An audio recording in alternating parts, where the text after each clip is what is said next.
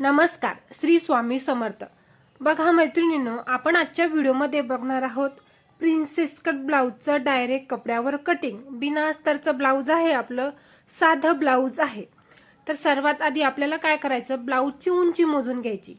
केव्हा पण उंची मोजताना आपल्याला हलक्या हाताने ब्लाउज ओढून उंची मोजायची आहे, अशा पद्धतीने। ठीक आहे, तर 12.5 इथे आपल्या ब्लाउजची उंची आलेली आहे। तर इथे बघा, आता आपल्याला डायरेक्ट कपड्यावर कटिंग करायचं। तर सर्वात आधी काय करू, आपण पाठीमागचा भाग कटिंग करून घेऊयात आणि नंतर फ्रंट भाग। त्याआधी मी इथे सरळ एक लाईन ड्रॉ करून घेते की जेणेकरून आपलं जर फॅब्रिक खालीवरी असेल त्याच्यामुळे इथे सरळ एक लाईन ड्रॉ करायची। 1 इंचाचं मार्जिन द्यायचं, कारण की आपलं बिना अस्तरचं ब्लाउज आहे। खालून पट्टी फोल्ड करण्यासाठी मी 1 इंच मार्जिन घेतलं। त्यानंतर आपल्याला तयार ब्लाउजची उंची पाहिजे 12.5, तर इथे घेत आहे मी 13.5 इंच। हे कंपल्सरी आहे, जेवढी तुमची ब्लाउजची उंची येईल त्याच्यामध्ये 1 इंच वाढवून घ्यायचं।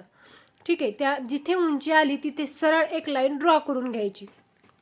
त्यानंतर ब्लाउजून आपल्याला शोल्डर मोजून घ्यायचं, या बाहीपासून तर दुसऱ्या बाहीपर्यंत। इथे बघा 10 इंच शोल्डर आलं, तर 10 मध्ये 1+ ऍड करायचं, झालं 11, आणि 11चं अर्ध घ्यायचं 5.5 इंच। ठीक आहे, अशी 2 ठिकाणी 5.5 इंचावर मार्जिन केली आणि सरळ एक लाईन ड्रॉ करून घ्यायची। आता आर्महोल घ्यायचा आहे आपल्याला इथे 5.5 इंच। ठीक आहे, सरळ इथे सुद्धा स्केल पट्टीने एक रेष ओढून घ्यायची आहे आपल्याला। त्यानंतर बघा, आपल्याला मापाच्या ब्लाउजून साईज मोजून घ्यायची। एकदम सोपी पद्धत सांगते, जर नवीन बघत असाल तरी पण तुम्हाला सहज समजेल। हे बघा, 9.5 इंच जेवढं आलं तेवढं इथे घ्यायचं, 9.5 इंच। त्यानंतर 1.5 इंच शिलाई मार्जिन। ठीक आहे, सोप्यातली सोपी पद्धत। चौथा एक भाग करायला मी तुम्हाला इथे काहीच सांगत नाही, एकदम सोपी पद्धत। हे बघा, 8 इंच, तर जेवढं आलं तिथे आधी तेवढं घ्यायचं, 8 इंच आलं। आता बघा, पाठीमागच्या डॉटसाठी 1 इंच मार्जिन आणि 1.5 इंच शिलाई मार्जिन। ठीक आहे, एकदम सोपी पद्धत आहे। त्यानंतर अर्धा इंच शोल्डर आणि आर्महोल हा डाऊन जायचं आतमध्ये। हे बघा, शोल्डर सुद्धा मी डाऊन केलं आणि आर्महोल सुद्धा डाऊन केलं। डाऊन केलेल्या लाईन पासून 1 इंचावर मार्जिन करायचं आणि दुसरं मार्जिन 2.25 इंचावर करायचं। आर्महोल गोलाई देऊन घ्यायची। ठीक आहे, आणि ही फ्रंट भागाची आर्महोल गोलाई ही आतली 2.25 इंचाचा मी इथे गळा घेतला। त्यानंतर आपल्या मापाच्या ब्लाउजचा गळा मोजून घ्यायचा। हे बघा, 9.5 इंच, तर इथे घेत आहे मी 10 इंच, म्हणजे शोल्डर जोडण्यासाठी आपल्याला अर्धा इंच मार्जिन लागतं। ठीक आहे, त्यानंतर इथे 2.5 इंच मार्जिन घ्यायचं आणि बॉक्स बरोबर करून घ्यायचा, बॉक्स इथे तयार करून घ्यायचा। त्यानंतर गोल गळा देऊन घ्यायचा। आता तुम्ही म्हणा, वरती 2.25 आणि खाली 2.5 का? कारण की आपल्या खाली गळ्याला मोठा आकार पाहिजे असतो आणि तो सुटेबल सुद्धा दिसतो, त्याच्यामुळे।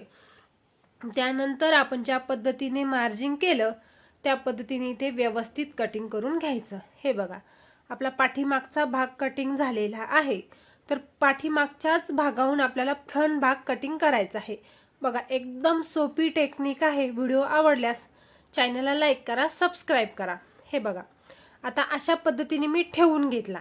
हे बघा, आपलं साधं ब्लाउज असल्याने आपल्याला पाठीमागच्या भागाला सुद्धा दुमड पट्टी, कमर पट्टी करण्यासाठी 1 इंचाचं मार्जिन पाहिजे असतं आणि फ्रंट भागाला सुद्धा 1 इंच मार्जिन एक्स्ट्रा पाहिजे असतं। ठीक आहे, त्यानंतर समोरच्या गळ्याचं मार्जिन देऊन घ्यायचं आधी। तर समोरचा गळा आहे इथे 6.5 इंच तयार पाहिजे, तर इथे 7 इंचावर मार्जिन करून घेते मी। त्यानंतर 2.5 इंच घ्यायचं, बॉक्स तयार करून घ्यायचा आणि गळ्याला आकार देऊन घ्यायचा। आर्महोल सुद्धा मी इथे डाऊन केलेलं आहे। बघा, अर्धा इंच आतमध्ये आर्महोल डाऊन करून घ्यायचं, ते बोलायचं राहून गेलेलं, तर मी ते आत्ता बोलून घेतलं। ठीक आहे, आता बघा, आता घ्यायचं आहे आपल्याला पप पॉइंट। पप पॉइंट बघा, कटोरीचं ब्लाउज आहे मापासाठी। पप पॉइंट कुठे पकडायचा, जी आपली क्रॉस पट्टी येते तिथे आपलं लाईन पकडायचं। बरं, जी क्रॉस पट्टीची शिलाई असते तिथे आपलं समजायचं पप पॉइंट। तर 10.5 आलेला आहे। टकची रुंदी घ्यायची आपल्याला, उंची आली 10.5 आणि रुंदी घेतली मी 4 इंच। हे बघा, साईज नुसार कमी जास्त करावं लागतं, याची जर माहिती नसेल तर कमेंट करा। 1 इंच इथे वरती मार्जिन देऊन घेतलं आणि प्रिन्सेस कट आकार देऊन घ्यायचा. ठीक आहे. तर इथे बघा आपल्याला 1 इंच आपण एक्स्ट्रा रेस देऊन घेऊयात, म्हणजे कारण की आपण तेवढी जागा ऑलरेडी इथे सोडलेली आहे. ठीक आहे. 1 इंच खाली मार्जिन सोडायचं असतं. 2.5 इंचाचा टक्स घ्यायचा, कटोरीला आकार देऊन घ्यायचा. त्यानंतर बघा इथे काय करायचं, आपल्याला जे प्रिन्सेस कट भाग जोडण्यासाठी मार्जिन लागतं तिथे वाढून घ्यायचं 1.25 इंच. आता बघा आपण हा टक्स घेतला 2.5 इंचाचा, तर ऑलरेडी पाठीमागचा भाग कॉफी केला आपण, तर त्याच्यामुळे 1 इंच मार्जिन आपल्या पाठीमागच्या भागाला सुद्धा आलं. तर 2.5 मधलं 1 गेलं, राहिलं 1.5 इंच. तर सरळ सरळ इथे 1.5 इंच घ्यायचं, सरळ सरळ मार्जिन रेषा ओढून घ्यायच्या. एक रेष अशी देऊन घ्यायची फिनिशिंग रेष, आणि त्यानंतर ही सुद्धा देऊन घ्यायची. ठीक आहे. तर इथे बघा क्रॉस पट्टी जोडताना जर तुमची लहान मोठी आपलं जे कटोरी आहे ती जोडताना लहान मोठी होत असेल, लहान तर होणारच नाही, तर काय करायचं, या पॉईंटपासून रेषा मोजून घ्यायची, नाहीतर मग कटिंग आपलं शिवताना तेवढं कट करून टाकायचं. ठीक आहे.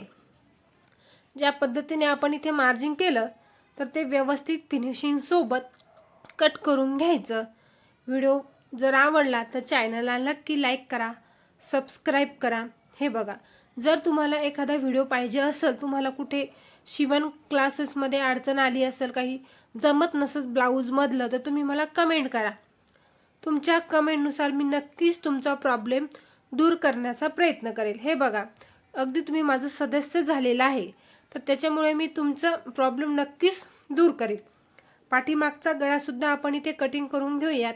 तर बघा हे झालेलं आहे पाठीमागचा भाग, आणि फ्रंट भाग सुद्धा आपला कटिंग झालेला आहे. बघा, तर हे असतं आपलं फोल्ड करण्याची पट्टी. धन्यवाद.